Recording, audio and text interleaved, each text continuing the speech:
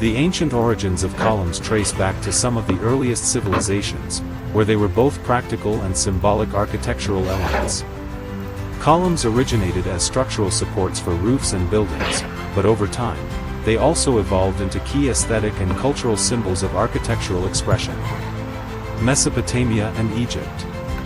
The earliest known use of columns can be found in ancient Mesopotamia and Egypt, dating as far back as the 3rd millennium BCE. Mesopotamian columns. In Mesopotamia, columns were typically made of wood or mud brick, used mainly for support in temples and palaces. While little remains, bas-reliefs show early examples of columnar architecture. Egyptian columns. Ancient Egyptians took column design further.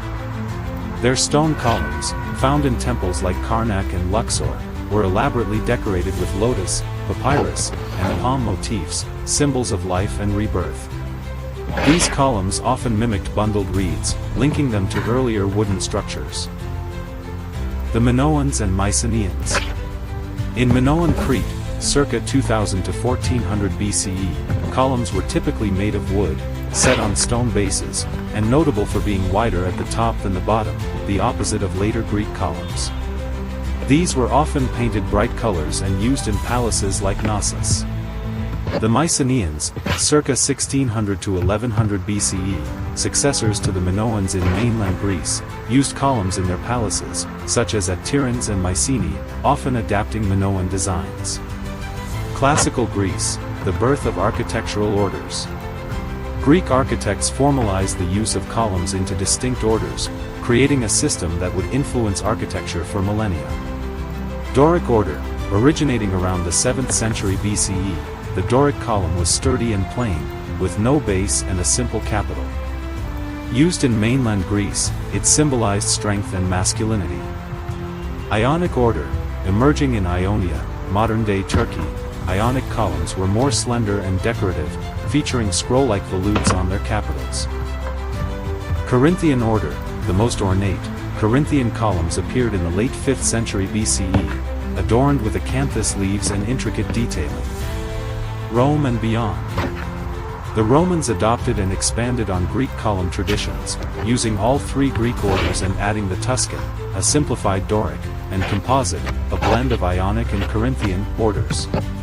Roman engineering allowed for larger and more varied use of columns in structures such as temples, basilicas, and aqueducts, often using them decoratively as well as structurally.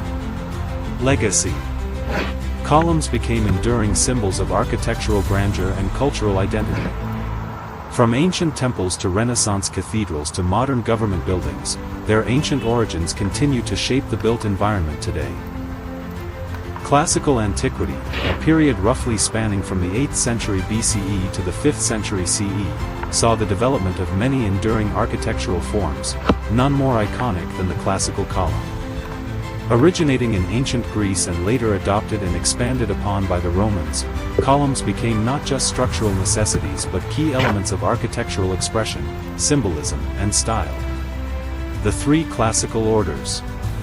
The ancient Greeks developed three main architectural orders, distinct styles defined by proportions, decorative elements, and intended function. These orders are: Doric order. The Doric column is the oldest and simplest. It features a plain capital, the top part of the column, a fluted shaft, vertical grooves, and no base. The column rises directly from the stylobate, the temple platform. It conveys strength and masculinity, often used in temples dedicated to male gods such as Zeus or Apollo. A famous example is the Parthenon in Athens. Ionic order.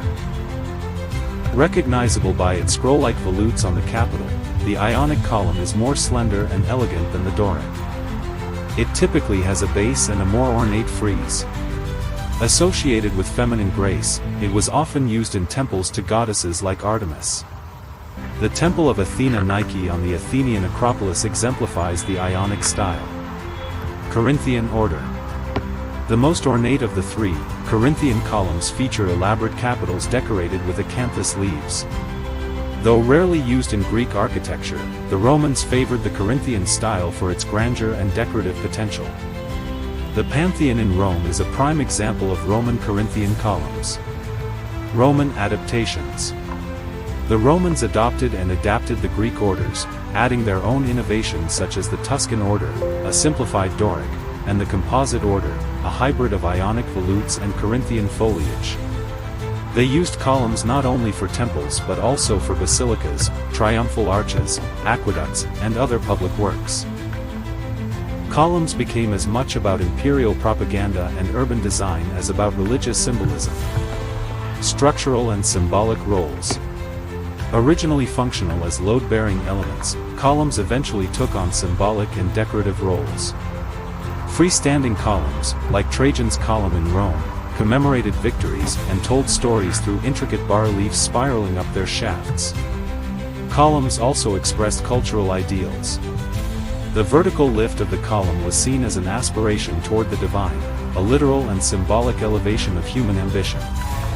In both Greek and Roman architecture, symmetry, proportion, and harmony were paramount, with the column acting as a unifying element in these principles. Legacy. The classical column's influence persisted well beyond antiquity. During the Renaissance, neoclassical, and even modern architectural movements, these ancient orders have been revived and reinterpreted, continuing to shape the built environment today. The medieval period of columns refers to the architectural styles and developments in column design that occurred in Europe between the 5th and 15th centuries, during the Middle Ages. Unlike the classical Greco-Roman columns of the ancient world, medieval columns were often more varied in form and function, reflecting the diverse architectural styles of the time, such as Romanesque and Gothic. 1. Romanesque columns, 9th to 12th century. Romanesque architecture marked a revival of Roman principles, including the use of arches and columns, but with adaptations. Thick and sturdy, columns were often short, thick, and solid, supporting massive stone roofs. Decorated capitals, the tops, capitals, of Romanesque columns were often intricately carved with biblical scenes, animal motifs, or foliage. Alternating supports. In some buildings, columns alternated with piers, larger, rectangular supports, to create rhythm and variety in the nave. Material. Stone was commonly used, though sometimes ancient Roman columns were reused, spolia. 2. Gothic columns, 12th to 15th century. With the rise of Gothic architecture, columns evolved to become taller and more graceful, in line with the era's focus on verticality and light. Clustered or compound columns. Instead of a single cylindrical column, Gothic architecture often used a cluster of slender shafts bundled together, creating a more elegant and upward-reaching look. Supports for ribbed vaulting. Columns were designed to support ribbed vaults and pointed arches, distributing weight more efficiently. Slender and tall. Columns became much taller and thinner than their Romanesque predecessors, emphasizing vertical space. Ornamentation. Capitals were less sculptural than in Romanesque design but often decorated with stylized leaves or other foliage. Key examples of medieval columns. Durham Cathedral, England. Romanesque columns with bold chevron and spiral patterns carved directly into the stone. Chartres Cathedral, France. Gothic clustered columns that soar upward, guiding the eye toward the ribbed vaults and stained glass. Santiago de Compostela, Spain, combines Romanesque solidity with elaborate sculpture on column capitals. Function and symbolism. In the medieval mindset, columns were not just structural but also symbolic. Religious symbolism. Columns were seen as representing the strength and support of the church. Narrative carving. Capitals and shafts were often used to tell biblical stories or convey moral lessons through sculpture. Conclusion. Medieval columns reflect the architectural and cultural shifts of the time, from the robust, fortress-like churches of the Romanesque period to the lofty, light-filled cathedrals of the Gothic age. Each style served both practical and spiritual purposes, making medieval columns essential not just to the buildings they supported, but to the stories they told. The Renaissance and Baroque periods brought about significant changes in architecture, particularly in the design and use of columns, which were central elements in both aesthetic and structural composition. Here's an overview of how columns were approached in each period. Renaissance columns, 14th to 17th century. Key characteristics. Revival of classical antiquity. Renaissance architecture marked a return to the principles of ancient Greek and Roman design, emphasizing harmony, proportion, and symmetry. Orders of columns. Architects strictly adhered to the classical orders, Doric, Ionic, and Corinthian, often following the guidelines of Vitruvius and later theorists like Leon Battista Alberti and Andrea Palladio. Use in facades and interiors. Columns were used not only structurally but also decoratively in facades, cloisters, and courtyards. Pilasters, flattened columns, became common. Architectural purity. Columns were typically restrained and balanced, reflecting the rational and humanistic ideals of the period. Notable examples. Brunelleschi's Ospedale degli Innocenti in Florence, where columns support elegant arches in a loggia. Palladian villas such as Villa Rotunda, which use classical columns to create grand porticos. Baroque columns, 17th to 18th century. Key characteristics. Dramatic and dynamic, Baroque architecture emphasized movement, grandeur, and theatricality, and this was reflected in the treatment of columns. Twisting and grouped columns. Columns were often spiral, Solomonic, or clustered to create visual drama and complexity. Emphasis on light and shadow. Columns were positioned to enhance contrasts of light and shadow, heightening the emotional impact. More ornate orders. While still using classical orders, Baroque columns were often elaborated with gilding, sculptural decoration, or integrated with niches and statuary. Notable examples. St. Peter's Baldachin by Bernini in the Vatican. Massive, twisted Solomonic columns create a sense of upward motion and divine grandeur. Church of San Carlo alle Quattro Fontane by Borromini, where concave and convex surfaces interplay with pilasters and columns to animate the facade. Comparison summary. Feature Renaissance Baroque. Inspiration Classical Greece and Rome. Classical roots with dynamic reinterpretation. Column style simple, proportional, and symmetrical, curved, twisted, and often ornamental. Use of orders accurate and rule-based, expressive and sometimes exaggerated. Emotional tone rational, calm, harmonious, theatrical, emotional, and dramatic.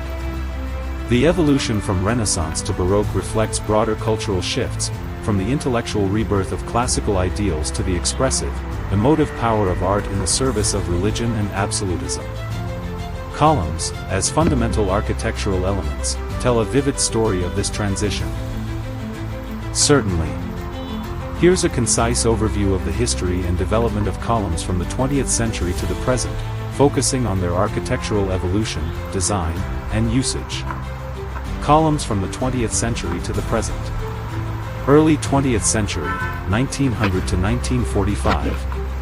During the early 20th century, architecture underwent dramatic changes, influenced by industrialization, new materials, and modernist ideals.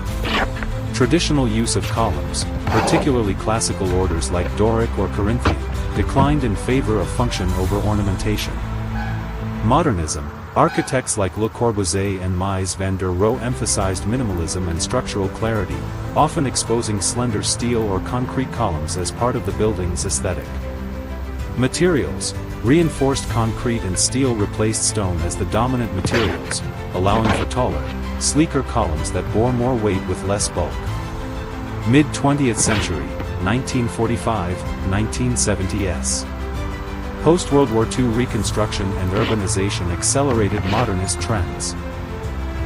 International style featured clean lines, open floor plans, and visible pilotis, slender columns that lift a structure above ground, as seen in Le Corbusier's work. Brutalism. Exposed raw concrete columns became part of the aesthetic, often large and monumental, as seen in government buildings and universities. Late 20th century, 1970s, 1990s. A reaction against modernism brought a return to historical references and new experimentation. Postmodernism. Designers like Michael Graves reintroduced classical column forms but often exaggerated or abstracted them for visual effect, combining formality with playfulness. High-tech architecture. Architects like Norman Foster and Richard Rogers used exposed structural columns in steel and glass buildings, celebrating engineering as art. 21st century to present. Modern architecture continues to evolve with a mix of tradition, innovation, and sustainability. Parametric and digital design. Software tools allow for complex, organic column forms, such as twisting or branching shapes. These are often 3D, printed or CNC fabricated from composite or recycled materials. Green architecture.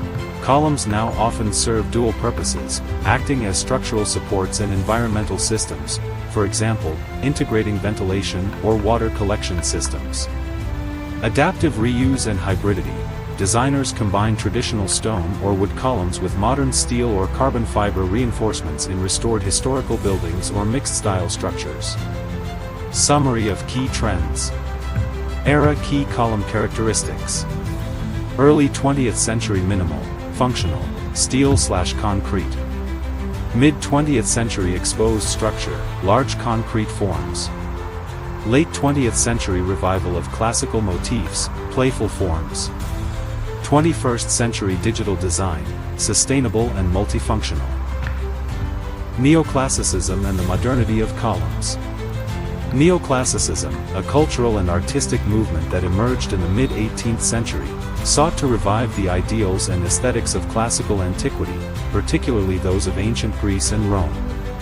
Among its most enduring architectural features is the use of columns, which serve both structural and symbolic purposes.